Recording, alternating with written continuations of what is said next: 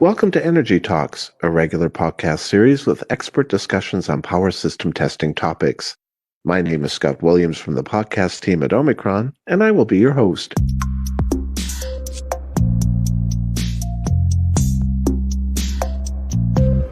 Hello, everyone. In this 50th episode of Energy Talks, we will follow up on our earlier episodes about the importance of testing and monitoring partial discharge, also known as PD. More specifically, we will address the importance of permanent online PD monitoring. My guests are Bogdan Gorgan and Patrick Zander. They are both OMICRON PD experts, and they have joined me before in previous episodes, most recently episode 38 about temporary online PD monitoring. In this episode, Bogdan and Patrick will discuss when it makes sense to consider monitoring PD on a permanent basis and how it helps users observe trends in PD activity over time and ensure the remaining performance reliability of their electrical equipment. Bogdan and Patrick, welcome back to Energy Talks to participate in our 50th episode. Hi, Scott. Thanks for inviting me. It's nice to be part of this podcast here. Well, also from my side, thank you for having me again. It's good to be back. Thank you both for joining me for this discussion about permanent online PD monitoring. Bogdan, let me start with you. Could you remind us from previous Energy Talks episodes about what the presence of PD activity tells us about the insulation condition of electrical equipment? Yeah, so in my opinion, partial discharge is one of the best, if not the best indicator that shows or characterizes the condition of the electrical insulation. Based on the PD results, we can say if the insulation is in a good or bad condition. The difference between PD or partial discharge and other methods, here I would mention dissipation factor or insulation resistance, is that PD detects defects at a very early stage when they are minor, so the defects are minor, but also can show the defect type based on the well-known PR-PD diagram, phase-resolved partial discharge diagram. Internal defects like voids or delamination or different discharges between different insulation layers, even floating potential, bad contact, etc. Additionally, if we do measure with a multi-synchronous phase system, we can also say what phase is more affected. Okay, so what actually causes insulation in electrical equipment to fail, and how is partial discharge activity related to the failure process? During its lifetime, the electrical insulation is being stressed by a combination of different factors. Factors like temperature, electrical fields, mechanical, and as well as environmental stress. So all of these stresses weaken the insulation in time and thus decreasing its remaining lifetime.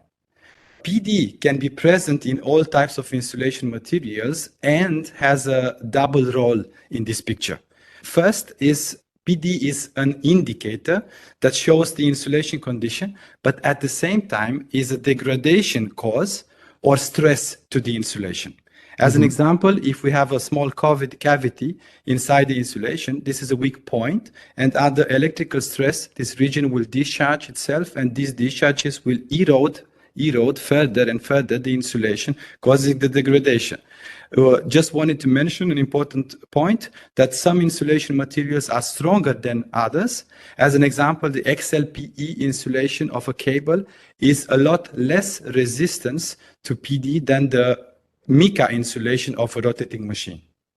Okay, so Bogdan, when should one be concerned about the presence of partial discharge activity in electrical assets? Yeah, a very good question. So if we do a standard partial discharge test or measurement, standard means in a lab or factory, then based on the measured PD level, the insulation is accepted or not accepted.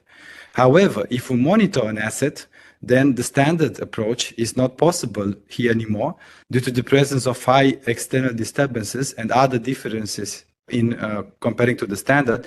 But in this case, the trend is the key to judge and not necessarily the measured amplitude. So if the trend is increasing at a fast rate and the alarms that were set, the thresholds that were set were exceeded, this would be a reason to be concerned and start evaluating the results further. In our episode 38 about temporary PD monitoring, you and Patrick mentioned the occasional need to observe detected partial discharge activity online to determine its severity and rate of growth over time. Could you elaborate again on this point? Yeah, I think that looking at PD online, also detecting PD online, which means when the asset is in operation, is very good because the stresses, like voltage or temperature, are the real ones, so to say, the ones that the insulation sees in a normal operation. But the advantage of doing a monitoring session instead of a spot measurement is that you can see how and if the measured signals are changing or increasing and at which rate. This can help also to better evaluate the external disturbances that are affecting the online test, not only to see how the confirmed PD is increasing. Okay, very good. But just to clarify, you have also mentioned in previous episodes that you will still need diagnostic measurements even though you begin monitoring PD activity. Is this correct? Yeah. So, I mean, in our world, PD world, diagnostic means that you use features that exist in the software with which you can really say more things about that defect per se. Yeah. So using all the so-called diagnostic features for that the software brings, what can better evaluate the results. Also, that the term diagnostic is, let's say, mostly used in when you do an offline test. Yeah. So you can do a combination of starting the diagnostic in the online regime, and then you need more information, and then go to the offline regime. Yeah, and test offline. Very good. Okay. Thank you for this background information, Bogdan. Patrick, why do asset managers actually decide to permanently monitor PD activity in their electrical equipment? Which types of equipment are monitored most?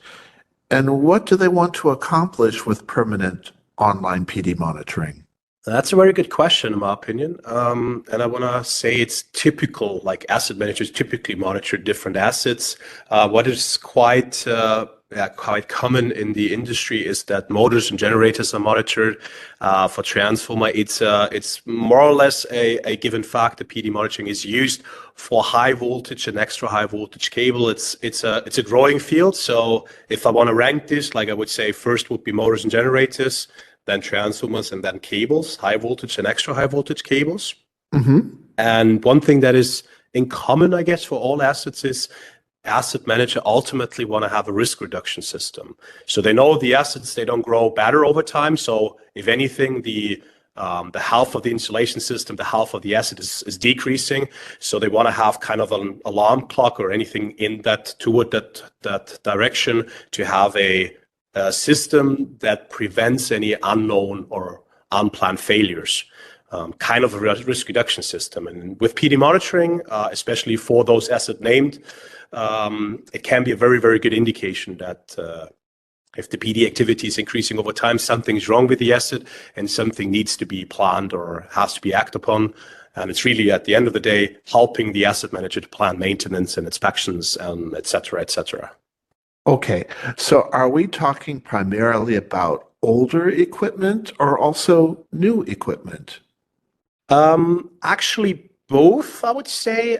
Typically, in modern times, if a new asset is installed, because the technology is there, people are talking about installing a PD monitoring system from the beginning, which makes a lot of sense to have like an initial fingerprint measurement, fingerprint information. But of course, since we have in the industry, in the energy segment, we have older asset, talking specifically about transformers. I mean, there are transformers out there up to 40 years in operation.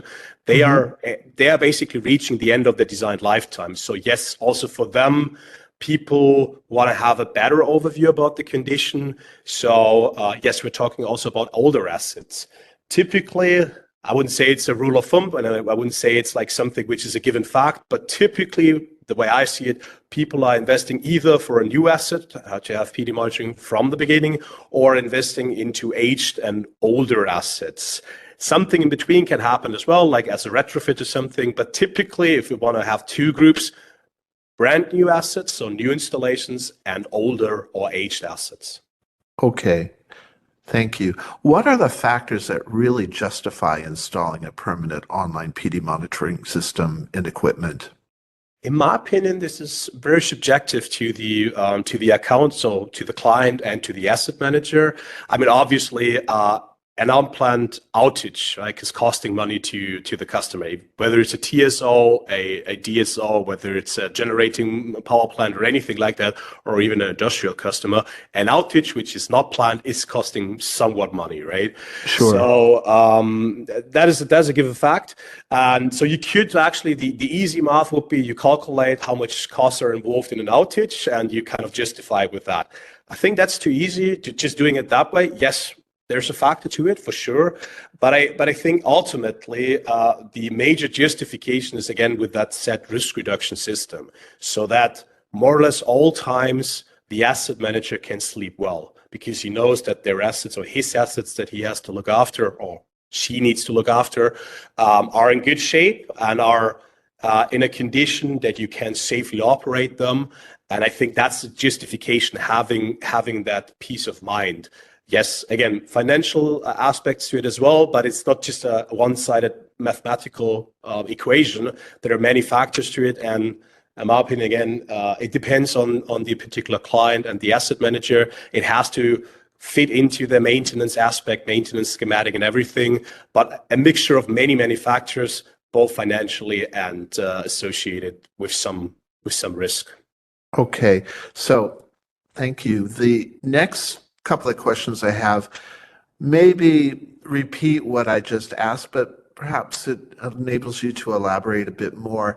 In your experience with asset managers who use permanent PD monitoring systems, what do they value most about them? Yeah, you're correct. I mean, it's kind of repeating what I just said, but particularly when we talk about PD monitoring systems, we're talking about a complex and complicated and broad application. That is definitely one thing. The benefit, depending, is a little bit linked to the asset, so it's really dependent on the particular asset that we're monitoring.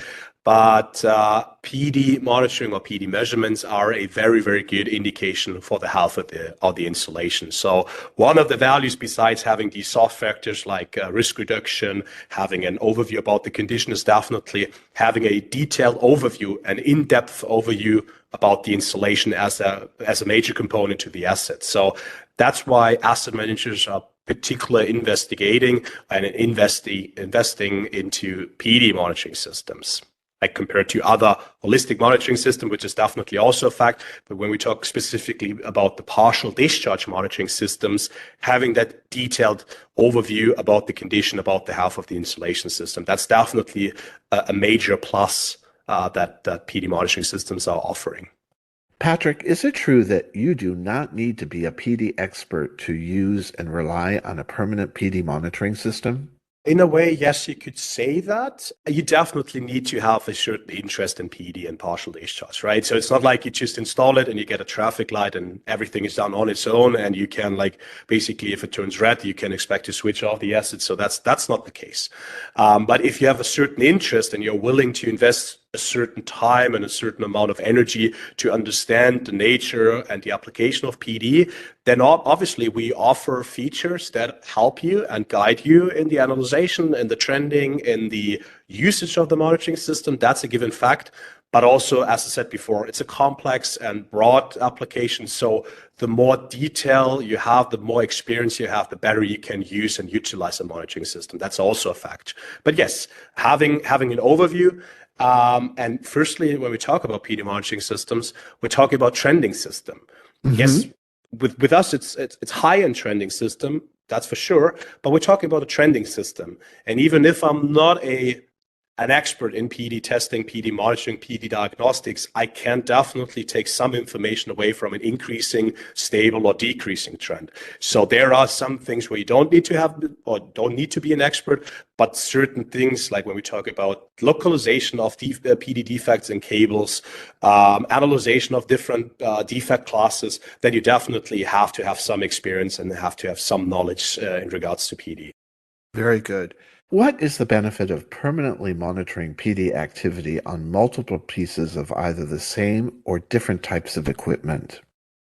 In our particular case, for example, I'm taking an example of being a generation power plant, right? They have a generator, they might have cables, but maybe we're putting the cables a little bit on the side, but they definitely will have a generator step-up transformer being connected to the block, to the generating block, to transmit the energy and to convert the voltage from some kilovolts, so 10, 23 kilovolts, something in that range, up to the extra high voltage transmission level high voltage, right? So that's basically the interface between the generating power plant and the transmission company.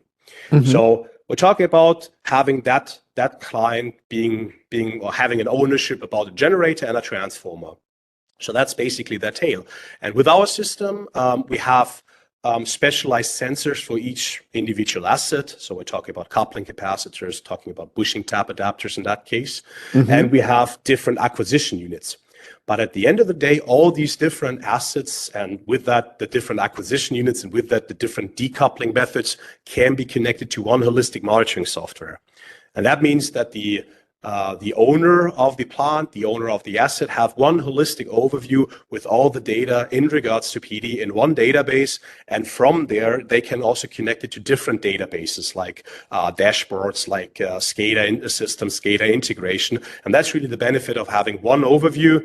And again, like mentioned before, it's somewhat an expert system, but having one interface where all PD related stuff is saved, is analyzed, is post-processed, having one interface for that. And that's the benefit of combining different monitoring systems or monitoring acquisition units into one system.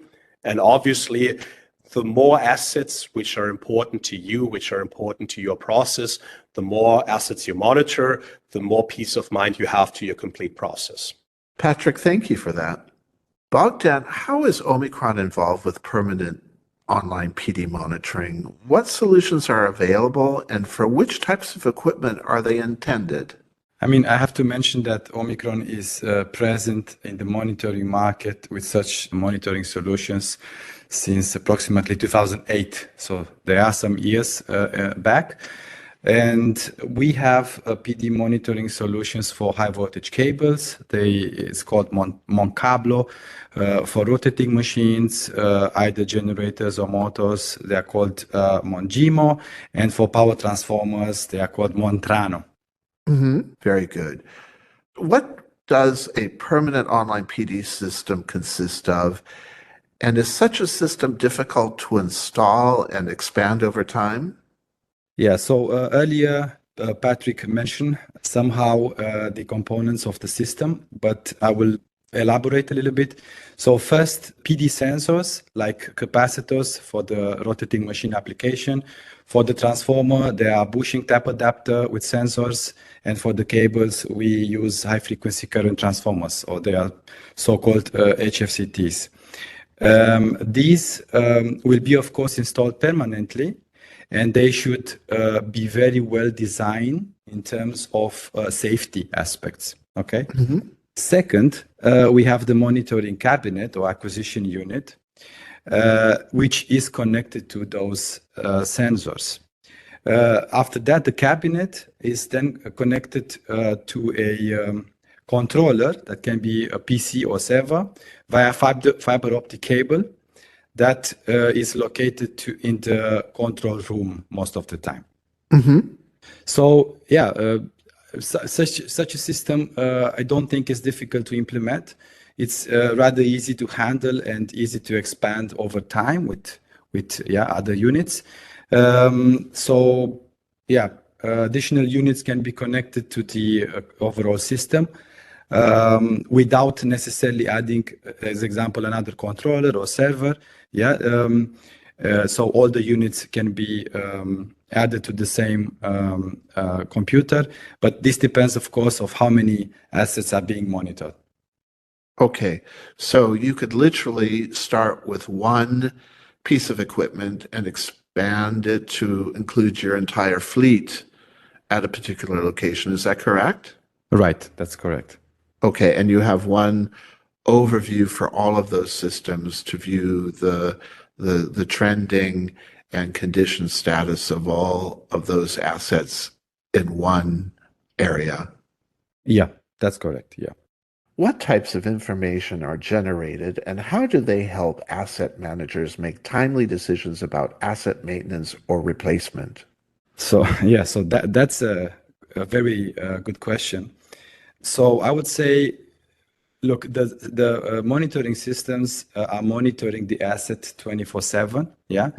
And in case of the amplitude is higher than the configured thresholds that we do normally during system commissioning, an alarm is triggered, and this alarm is being sent to the SCADA system that is continuously supervised by personnel.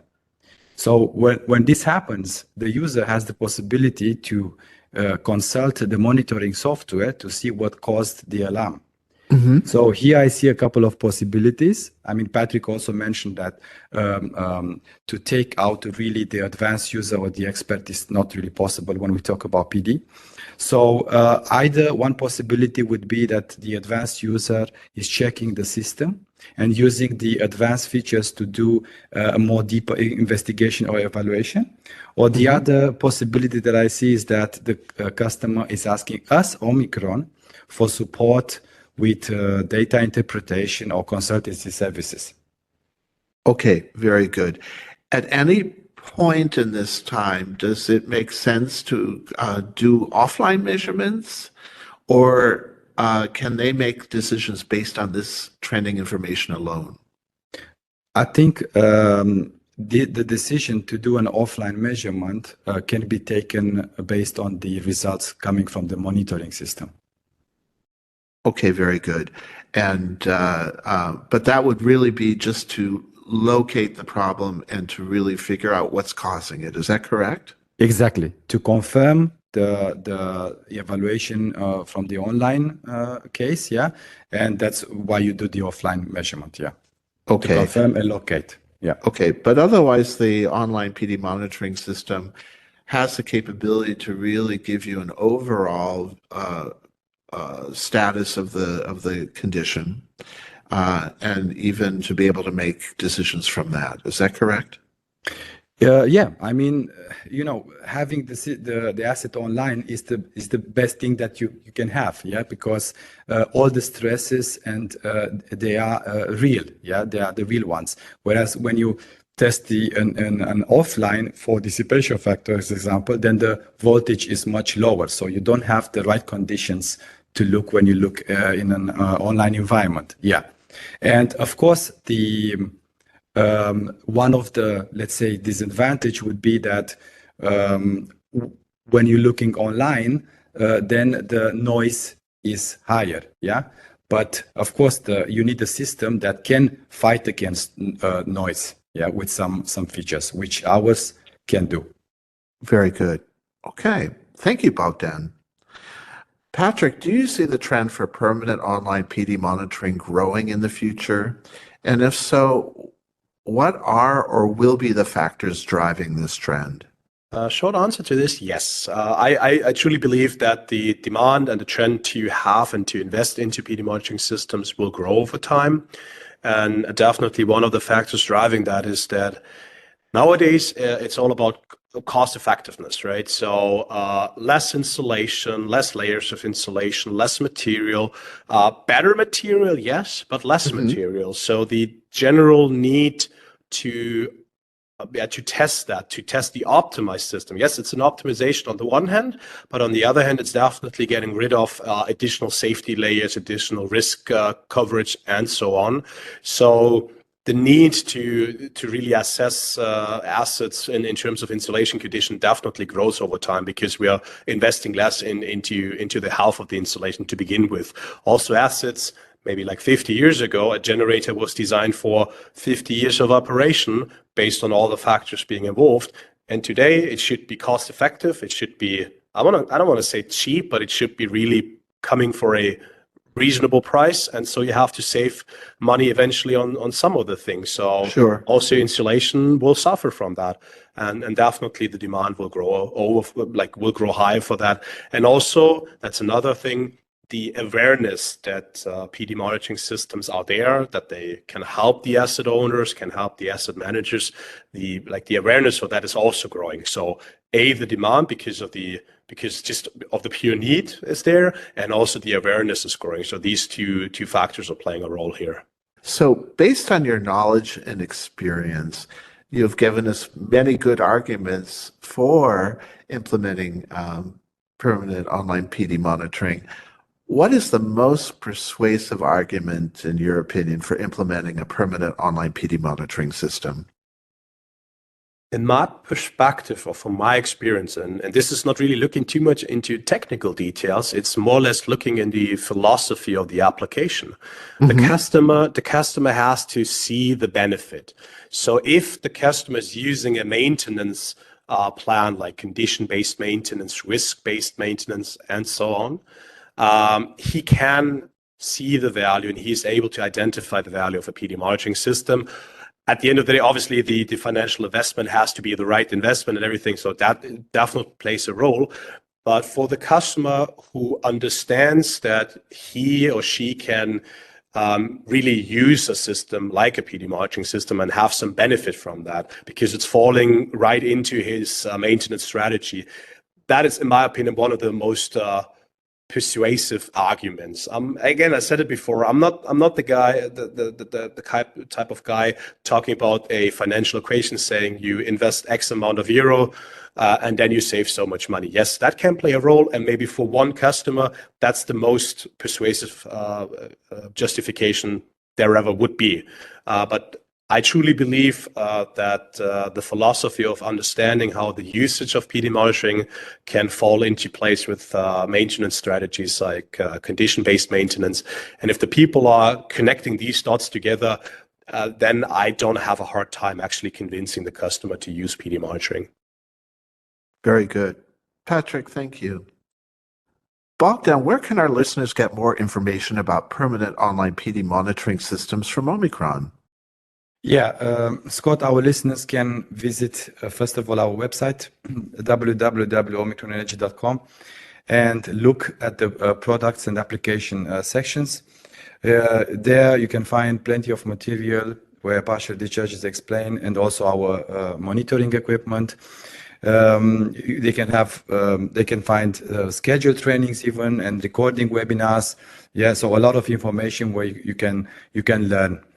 Additionally, I want to say that we, Omicron, are very active in participating in the different conferences, IEEE magazines, SIGRE groups, and of course you can find our work presented there as well.